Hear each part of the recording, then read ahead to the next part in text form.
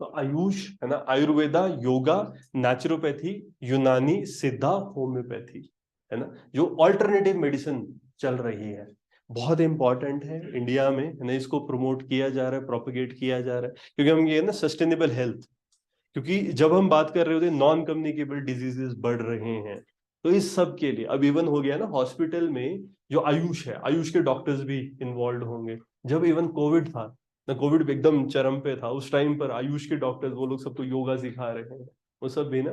तो अभी इसमें एक आयुर स्वास्थ्य योजना, एक सेंट्रल सेक्टर स्कीम है आयुष मिनिस्ट्री की, ये आई है, क्या कहते हैं, आयुर स्वास्थ्य योजना। इसके दो कंपोनेंट्स है, एक आपका, एक आयुष एंड पब्लिक हेल्थ, ये क्या कर रहा है, प्रमोट कर रहा है Ayush intervention community health care के लिए।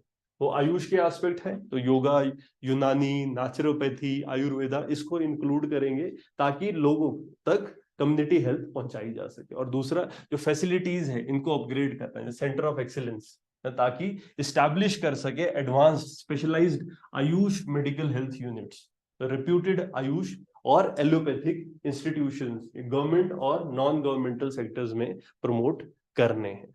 तो इसमें आपका सेंटर ऑफ एक्सीलेंस कंपोनेंट है आयुर स्वास्थ्य योजना का, इसके लिए फाइनेंशियल असिस्टेंस प्रोवाइड की जाएगी, और जो भी इंडिविजुअल ऑर्गेनाइजेशन इंस्टीट्यूट है जो इसको एस्टेब्लिश करेंगे, अपग्रेड करेंगे फंक्शन और फैसिलिटीज, उनको रिसर्च एंड डेवलपमेंट के लिए ये पैसा प्रोवाइड किया जाएगा। अगर हम फंडिंग की बात करते हैं तो मैक्सिमम जो फाइनेंशियल असिस्टेंस इसमें होगी सेंटर ऑफ एक्सीलेंस कंपोनेंट के लिए आयुष स्वास्थ्य में, तो ये इंस्टीट्यूट को 10 करोड़ तक दी जाएगी, है ना। मैक्सिमम पीरियड ये 3 साल तक है, तो इसमें ताकि आयुष डेवलप हो सके इंस्टीट्यूशनली।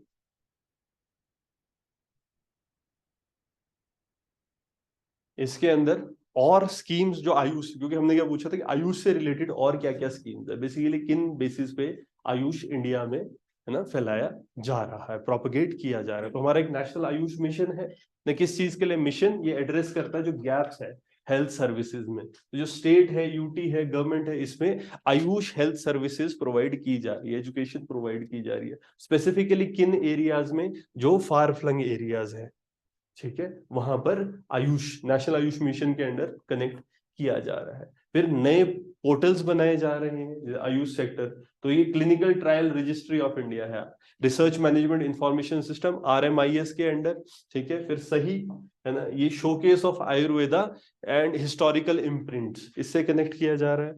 फिर अमार आयुष मैन्युस्क्रिप्ट्स एडवांस रिपोजिटरी, और ई मेधा इलेक्ट्रॉनिक मेडिकल हेरिटेज असेशन, ये भी लॉन्च किया जा रहा है। अभी ये सब पोर्टल्स किए जा रहे हैं आयुष के अंडर, ठीक है। हम क्या चाह रहे हैं, देखो अभी क्या हो रहा है, बहुत चीजों के ना इंटरनेशनली पेटेंट्स लिए जा रहे हैं, ठीक है वो ऐसी चीजें जो हमारे ट्रेडिशनल विजडम में बहुत टाइम से यूज की जा रही है। तो अभी हम क्या कर रहे हैं, अपने रिपोजिटरीज बना रहे हैं। अब जैसे इससे क्या हो रहा है, जैसे हम showcase of Ayurveda historical imprints, AYUSH manuscript advance repository, इन सब से क्या हो रहा है कि फिर वो पेटेंट्स नहीं लगते, ठीक है। हम ये बात बोलते हैं कि ऑलरेडी ये नॉलेज अवेलेबल है। जैसे मान लो हल्दी, हल्दी का लोगों ने पेटेंट ले लिया था कि इसमें एंटीबायोटिक प्रॉपर्टीज है, क्योंकि हम लोग तो टाइम मेमोरियल से हल्दी का यूज कर रहे हैं, हमको पता है कि एंटीबायोटिक प्रॉपर्टीज है, ठीक है। फिर वो नहीं, फिर वो हटा दिया गया था। बासमती राइस का फॉरेन में, है ना, पेटेंट लेने की कोशिश की जा रही थी, अब हमने जीआई टैग दे दिया है।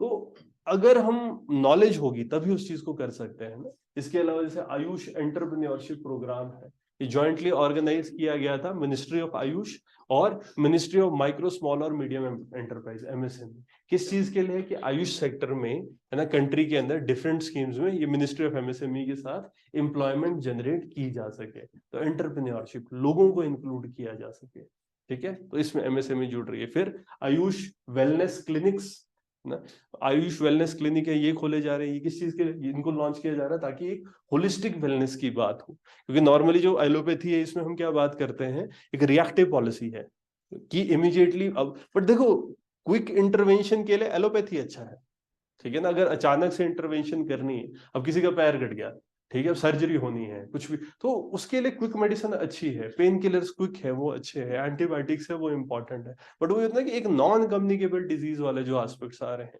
उसकी जो इंटरवेंशन है वो इनसे अच्छी होती है आयुष से, क्योंकि कम इसके साइड इफेक्ट्स है, मेडिसिन के ना, जो आयुष के अंडर हम देखते हैं। तो यहाँ पर आयुष के प्रिंसिपल जो प्रैक्टिसेस है वो किस बात पे करती है, वो प्रिवेंटिव है, ठीक है ना।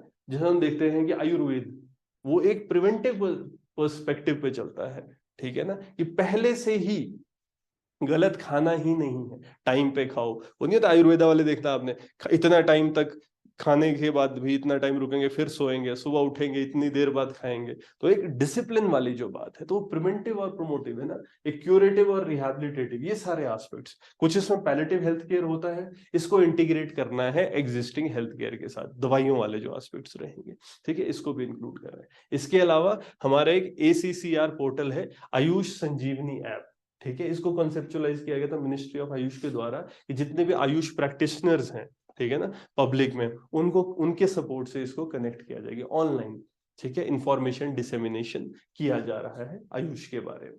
मतलब कहीं पर जैसे गांव है और जगह पर ऑलरेडी भी ट्रेडिशनल मेडिसिन चल रही होती है, ठीक है, तो वहां पर ये इजी भी है लोगों तक पहुंचाना, साइड इफेक्ट्स कम है इसके, ठीक है ना। और ये बात कई बार एक चीज कही जाती है, नहीं नहीं, जब ये क्वेश्चन किया जाता है कि एलोपैथी वर्सेस आयुष, ठीक है, हम एक बात कहते हैं कि there is enough scope in India for both of them.